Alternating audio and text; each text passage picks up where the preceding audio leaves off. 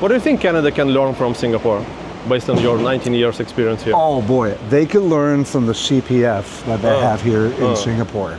If they actually had a way, they have the pension plan system now where you spend your entire life paying into it, and then at the end of your life, you get like $600 a month, which is really nothing.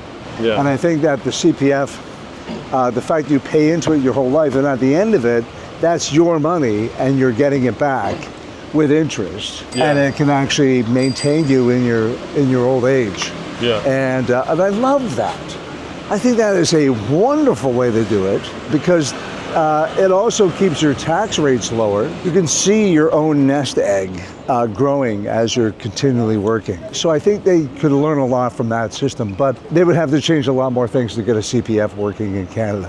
What do you think Singapore can learn from Canada, on your view? I'm going to say like a little more freedom in regards to the government could actually loosen up a bit in regards to media. Not so much in the other departments, but I think in terms of media, it has actually been a lot more liberal. Since 90s, since 80s. Well, even when I moved here in 2006, it was a lot more controlled. But they have loosened up a bit. But I think that actually having a monopoly like MediaCorp that actually controls all the media in the country, I think that they should actually open that up to competition. And I think that would help a lot in regards to stimulating creativity because the Singaporeans are very creative. That's one thing I love about the comedy scene here. You know, you see these people who are actually applying themselves in a way to make people laugh and poking fun of themselves, their country, their observational humor. So I really see the creativity. I think that one day they will actually kind of open up competition to MediaCorp, and they'll actually start allowing other companies to come in and open up their own channels, so to speak. Because I mean, they have like Channel 5. They have now Me Watch. So I don't think it has a lot of high viewership. Because most people get all of their media mostly on the internet. So the days of TV are gone. The days of MediaCorp, I think, are kind of like dwindling away. So I think they can learn a lot by opening up to competition in that regard. You said Singaporeans are creative, but Singaporeans don't have this reputation. Or Singapore no, they don't, have this but reputation. They are. Okay, tell me more. Well, the first time when I opened the comedy club 2.5 years ago, we had a lot of brand new people who were coming up on stage and doing a lot of observational jokes and stuff, and they were really funny. And they quickly established themselves as kind of up-and-coming acts. And they write a lot, and they make fun of a lot of different things. They have really great ideas, and they bounce these ideas off me all the time. And just seeing the growth of these people I had a guy come in, he started doing just the open mic.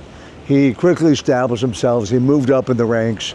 His comedy routines were very, very funny. He's mixed Malay, Chinese, and he makes jokes about that, and they're just brilliant.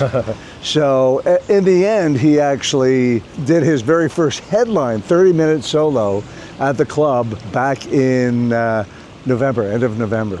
And I got to watch him progress through that entire thing, and it was brilliant. I had to admit, I loved it. And Singaporeans also, they can laugh at themselves. They are a great audience. You know, you might see in other countries, a lot of people get offended at jokes. Like, oh, you shouldn't say that about the Malays. You shouldn't say that about the Chinese. But you don't see that here in Singapore. Because they actually do laugh at themselves. And they know that a lot of the stuff they see, there are cultures within the Singaporean culture. I mean, there's the Chinese culture, the Malay culture, the Indian culture, and they all know each other and they get along great. And so they all know that it's all in good fun. So you won't see a lot of, I guess, like woke people in our audience who get offended at almost anything. But I know that in the west coast of the U.S., I mean, it can be a really big problem if you actually start making jokes about other cultures or other genders even. I think that it's actually pretty cool when you actually look at how the Singaporeans laugh at themselves. Yeah. And I think Kumar, who's, I mean, hands down the #1 comedian in Singapore. Oh yeah.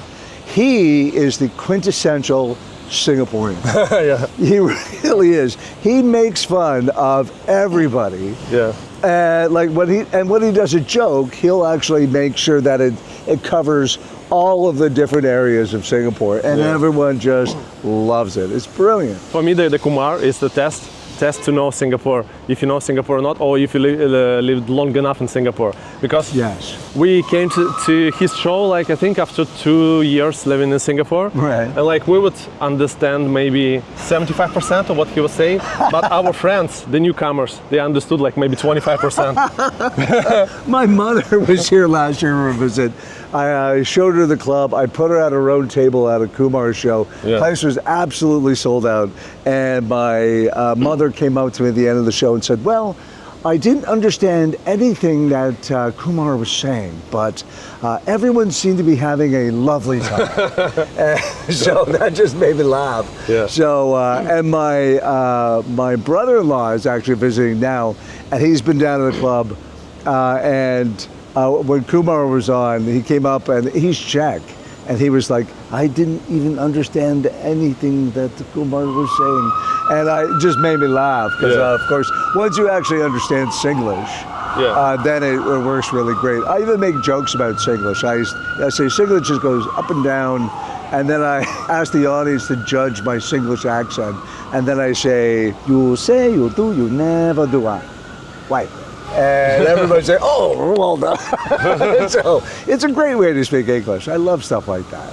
So, same for me. Russell Kane was in the club last year, and that was the very first time we ever had 95 white people in our club and 4 very confused Chinese people.